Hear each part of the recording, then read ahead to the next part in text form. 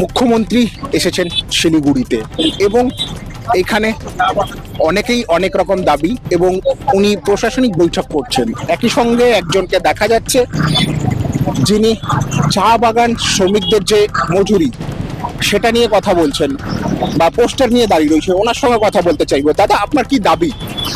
আমাদের দাবি নিয়ে আসছি আমি একজন চা বাগানের মজদুরের ছেলে। আর আমাদের দাবি আছে যে সমস্ত চা বাগানের মজদুরদের হাজিরা মিনিমাম ওয়েজেস বাড়ানো যায়, যেটা 350 টাকা আমাদের দাবি ছিল। আর অন্য হলো, আমরা 3-4 পিঢ়ি হয়ে গেলো চা বাগানে বাসাবাস করতেছি। সেই জমির মধ্যে আমাদের ঘরভিটা আছে, সেই ঘরভিটা আমাদের খতিয়ান লাগে, মানে মালিকানা হাক লাগে।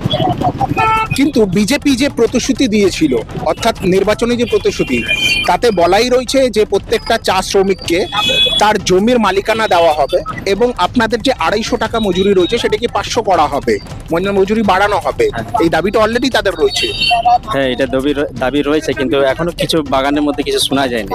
সেই জন্য আমি আজকে আমাদের মুখ্যমন্ত্রী আমাদের উত্তরবঙ্গে আসছেন, ওনার ওয়েলকাম স্বাগত জানাই। আর এই পোস্টারটা নেওয়ার কারণে পুরো গোটা বাগানের মজদুর পক্ষ থেকে আমি আসি একাই। আমি এখানে শিলিগুড়িতে কাজ করি, তো কাজটা ছাড়ে এসেছি আমি এখানে, যেন একবার মনে করে দিই ওনার আপনার চ্যানেল মাধ্যমে। মানে যেহেতু এখন অবধি আপনারা অফিসিয়াল কোনো রকম কোনো কিছু পাননি, সেই কারণে আপনি আরেকবার মনে করাতে এসেছেন। হ্যাঁ, ওইটাই মনে করে দিয়েছে আপনার চ্যানেলের মাধ্যমে। যদি আমার আওয়াজটা, আমাদের বাগানের ভাই বোনদের আওয়াজটা আপনার চ্যানেলের মাধ্যমে যদি ওনার কাছে পৌঁছে যায়, তাহলে অনেক অনেক ধন্যবাদ। আর আমি চাই আমার আওয়াজ, আমাদের সমস্ত বাগানের মা বোনদের আওয়াজ ওনার কানে যাক।